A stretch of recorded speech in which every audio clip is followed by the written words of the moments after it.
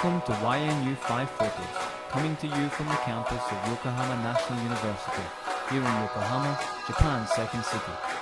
My name is Alec Macaulay. This is a broadcast for English language learners here in Japan and overseas. On the show, guests come in and talk about 5 photos that are important to them. Today I'm in Shibuya, Tokyo with Edward, a photographer from Belfast, currently residing in Cairo. Hello, Edward. Hello. Tell us about photo number 1. Photo number 1 is a photograph that I took from my bedroom window. When I moved to Cairo, I'd heard about the houseboats, which are a little piece of floating history in Cairo. There's not very many of them left now. They used to go right along the Nile from Giza right up to a place called Kit Kat. There's not so many left now, but I live on one of the bright blue houseboats just opposite an island in the Nile called Zamalek. Are the houseboats comfortable? Not particularly. They have a nice atmosphere, and they're obviously floating on the river, so they're always moving. So once you get used to the motion, they're quite a nice place to live. The biggest advantage is that when you wake up in the morning, you open your windows, you can see the River Nile right below your window. And most of them also have a terrace or a balcony, so it's a very nice place to spend evenings and summer nights. It can get quite hot in the summer and quite cold in the winter. Do the extremes of temperature affect you living on a houseboat? I think it's probably the best place to live, I think, because in the summer, even when it's very hot in Cairo, you get a nice breeze coming down the Nile.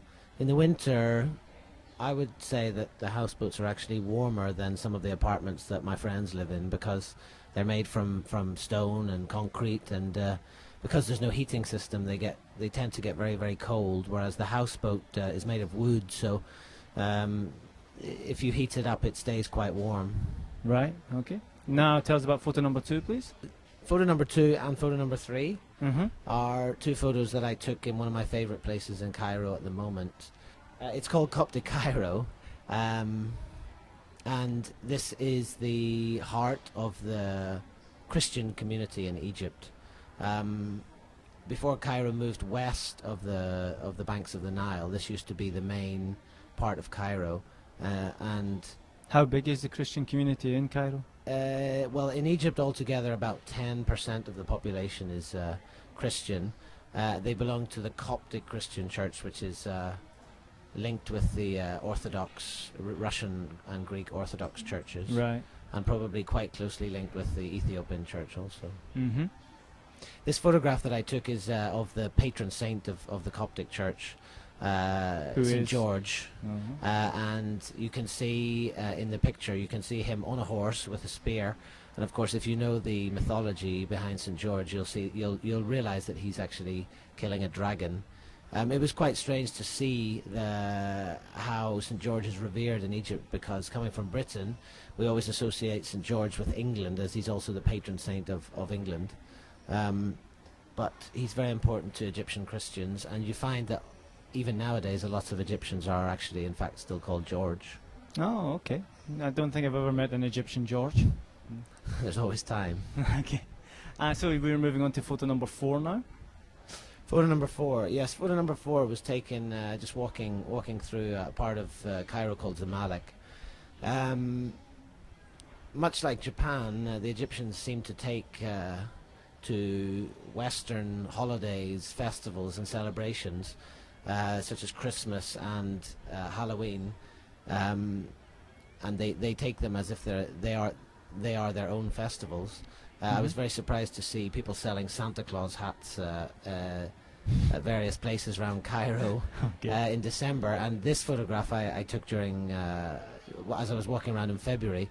Valentine's Day has become an enormous holiday in Egypt, where unlike Japan, both men and women buy all sorts of gifts, chocolates, sweets, flowers. Well, that's closer to the British style, because as you know, you've lived in Japan. It's the women giving the men chocolates. In Egypt, is it exactly the same as the British style, or is there a particular Egyptian style they have? It's probably closer to Britain, I would say. Not having an Egyptian girlfriend or being or having any or knowing any Egyptian boyfriends, I'm not really sure exactly, but I know that it's acceptable for men and women to give gifts and chocolates to each other rather than just the women giving to the men. And you know in Japan there's the giri chocolate, none of that goes on in Egypt. No, there's not very much giri in Egypt at all. Okay, moving swiftly on to number 5. Number 5, this is probably my favourite photograph of the 5 photographs that you can see.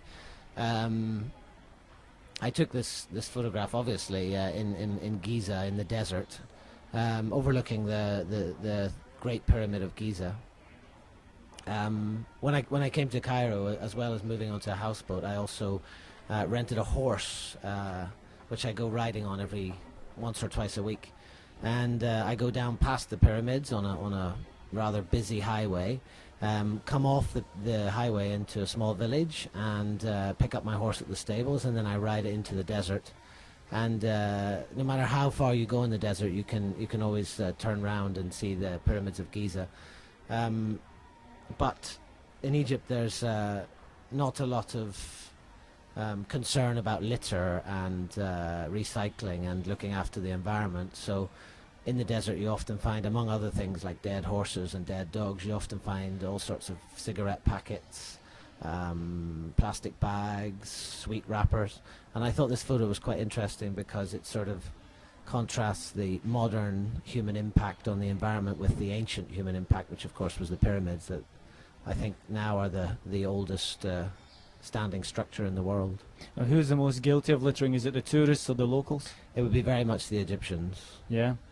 And is this a cause for concern amongst the Egyptians themselves? Not at all.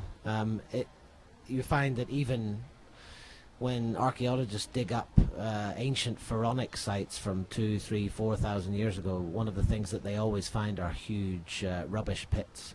Right. So there seems to be something which connects Egyptian culture right through the ages, which is basically using things and throwing them away without much concern about what happens to them after. Oh, okay, that's kind of sad. A little bit, yes. So you're back in Japan now for a visit, but you lived here for a long time before. How long did you live here?